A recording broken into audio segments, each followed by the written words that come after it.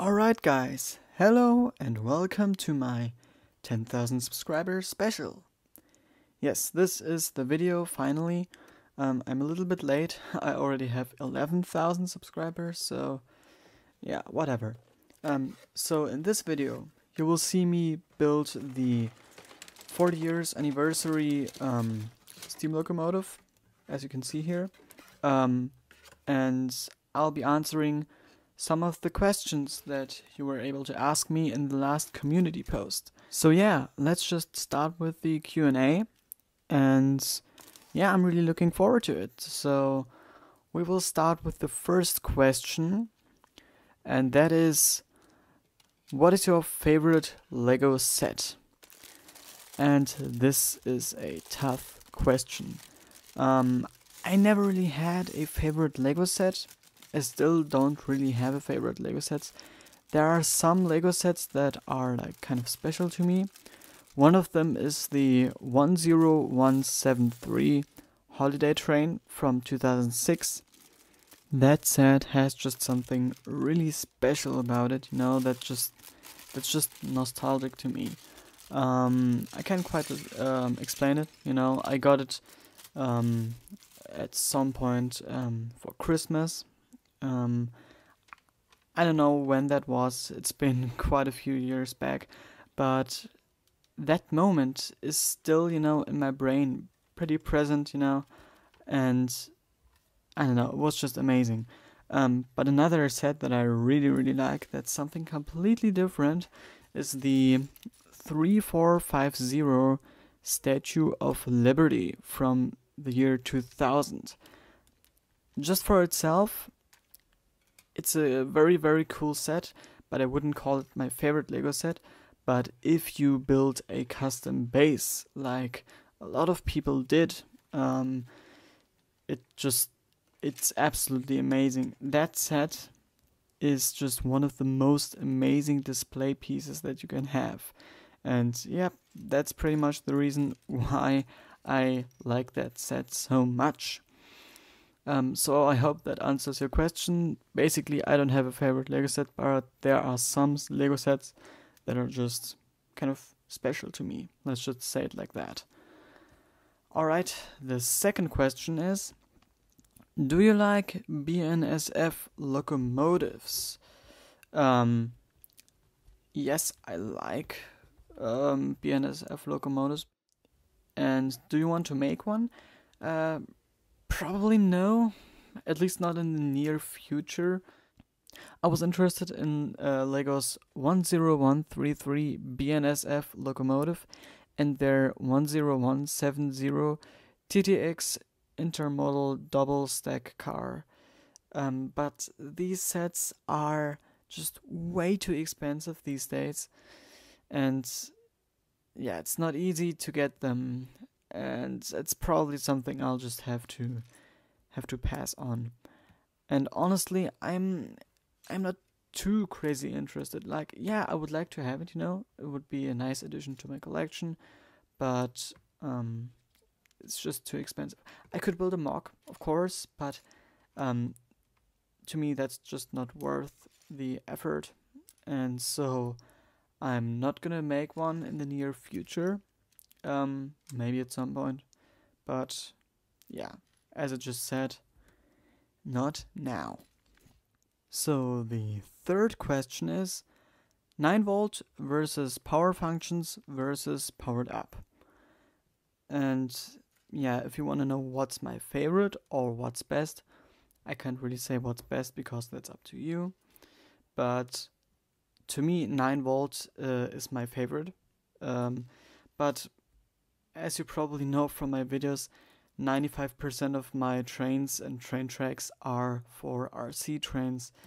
So yeah, I mean, it would be cool if I would have all of that stuff for 9-volt, but I don't, and that's fine, you know. I mean, I've been using power functions ever since I started collecting Lego trains, and it's fine, you know. The new powered up system is nice and compact, you know. It's definitely more compact than the power function system, because you don't have the extra receiver. You directly connect the motor into the battery box, but it's too expensive. I personally just like simple stuff, just the speed regulator is fine. You don't need a fancy app or Bluetooth controlled stuff. That's all just, I don't know, it's not for me. But as I said, it's nice and compact. Too expensive. But another problem that's like the biggest issue with it to me is just that you cannot connect multiple train motors, or in general multiple motors, to one port. So the plugs are not stackable. That's a big problem to me. So yeah, that's the reason powered up is not good, at least not good for big trains. Let's continue. 9 volt. Yeah, 9 volt has also some disadvantages, of course. That, for example, you cannot make turning loops, just because of the polarity of the train tracks, it just wouldn't work out. Yeah, but in general, I just really like it when trains are powered through the rails. It's just, you have way more room in the locomotives, You don't have to hide a battery box and a receiver. You can just put the motor on it and you're ready to go. So it's amazing. I really like that system. There are also other positives, like if you want to have a long train with a motor in the front and in the back, you don't have to run a wire through the whole train like in the RC system, but you can just have a train motor on the one end, and on the other end they're powered through the rails, so they'll go at the exact same speed. They'll get both the same amount of power. It's just amazing. Let me say it like that. Alright, let's move on to the next question. So, the fourth question is, what train are you going to make next? Honestly, I don't know. I have nothing really planned right now. Maybe something like a Eurostar. I always wanted to have that. But I've also been really interested in just getting a second carriage for my Emerald Knight, because just one of these doesn't look right to me, but the windows are just too expensive. Maybe I'll get these over time, but probably not in the near future. But there's actually a Hogwarts Express MOC that I've been working on for way too long. I've been working on it like 8 months ago, but haven't worked on it since then. And yeah, I've just been trying to basically take the pieces from the Hogwarts Express from 2010 and 2018 to build one amazing MOC. Of course, using extra pieces from my collection, but, basically these pieces from the two sets, especially, of course, for the special elements and stuff like that. So that's probably what you will see next as a custom train. I hope that thing is gonna look good. I hope you're gonna like it. We will see. Yeah, so that's the next train probably. But I don't know what's gonna come after that. So that's a good answer, right? So let's move on to the next question. Which line of Lego sets is your favorite? So you mean Lego themes, I guess. I'm not sure. I really like the big Creator Expert models, because, I don't know, I just like big models, City is too childish. Creator has some nice things, but I don't know. It's also like small things feel incomplete, while Creator Expert has all of the modular buildings, which is great for the city, or also like amazing buildings like the Taj Mahal, the Eiffel Tower, the Statue of Liberty that I mentioned before. Other amazing things like the vehicles that they build, and yeah, that stuff is just amazing. But another theme that I really like is Star Wars, mainly because of the figures. When you can build like armies and stuff like that, building MOCs with Star Wars is big fun. but also mainly the UCS sets. My brother has a huge Star Wars UCS set collection, mainly UCS, but he also has a lot of other sets. And I was able to build quite a few of these sets, and I just love them. Like, it's just amazing having these big Star Wars UCS sets. But in general, these two themes are my favorite. Alright, let's move on. 6th question. How do you sort Lego? I used to sort Lego by color back in the days, but I just had to switch over to, sort the Lego pieces by type, and that works fine for me. Maybe I'll make a video in the future of my parts collection if you want to see that. I'm probably just gonna do it at some point. But yeah, I'm still kind of working on organizing a few things here and there. It's always kind of a work in progress. I mean, like, maybe at some point in the future, if I have too many pieces, I might have to switch to type and color, because that's like having this specific type and then like multiple drawers for different colors of that part type. But right now, I don't really need that, sorting by type is fine for me right now, and it works great in my collection. So yeah, that's just that. 7th question, right? Yeah, let's move on. How big is your city? That's an easy answer. It's 5.325 square meters. It's basically using 5 IKEA tables, IKEA Linmon tables. And yeah, I don't think I have to tell you the exact sizes of my tables, because why would you want to know that, right? So there you go. My city is 5.325 square meters big.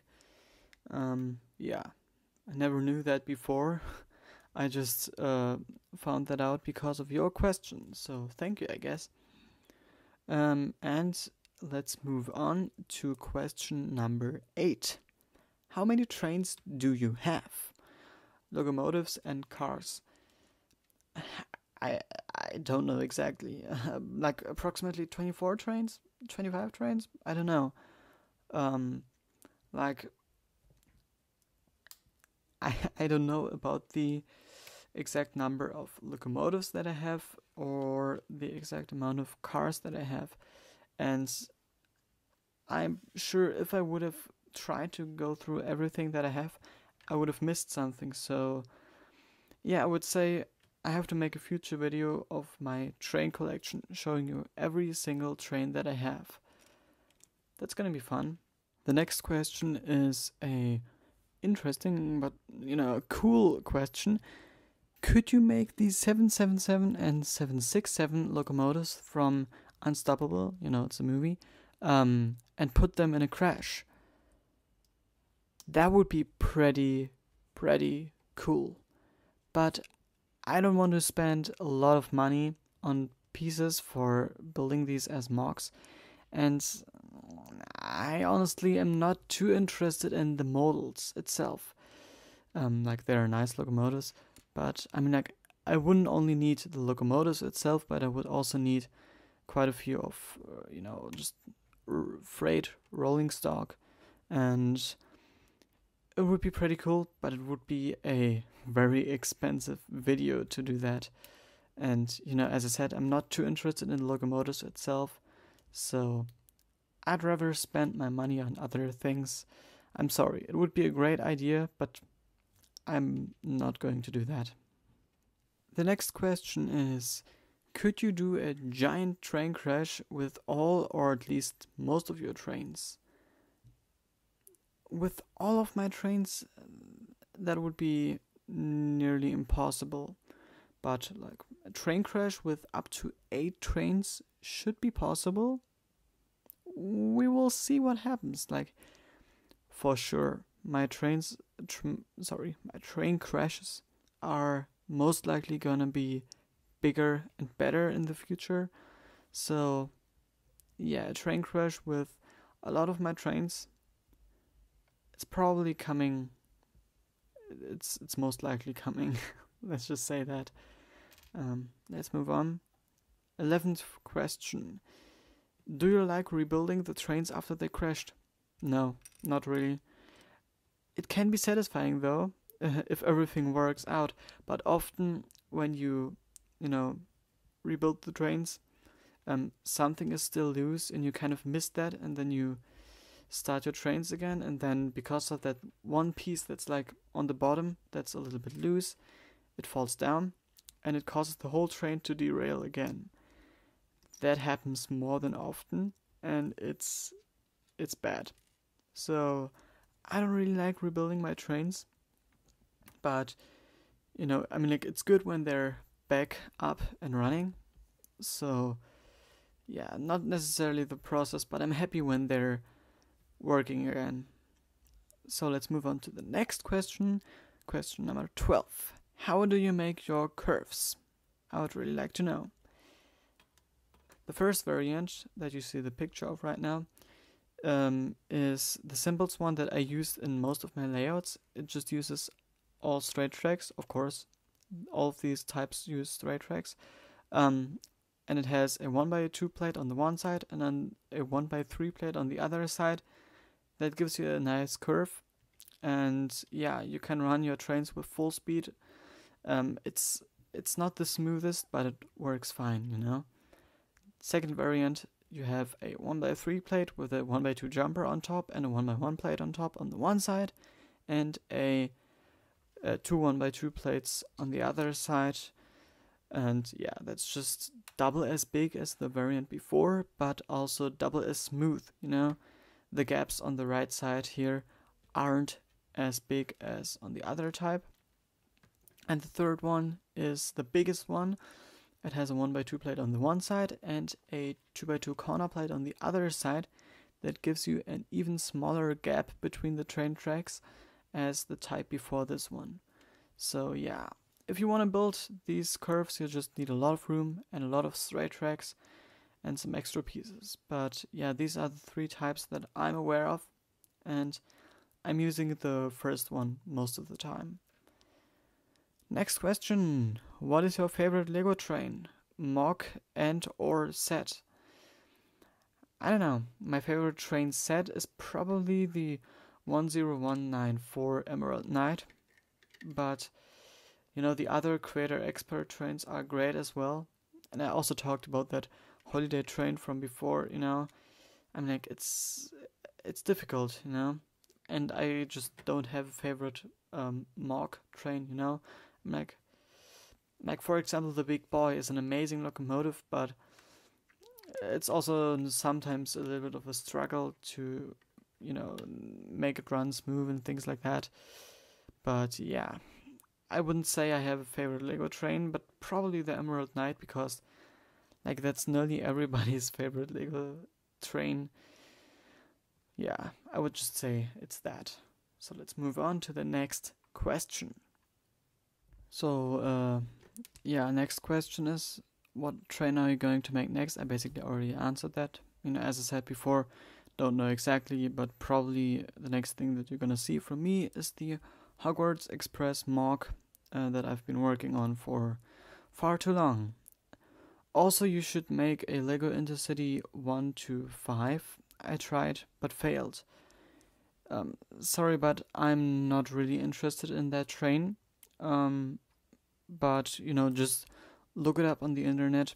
Some people already built that train, and the mocks that I saw look actually very, very nice and shouldn't be too difficult to, try to build for yourself. So just try again if you failed before.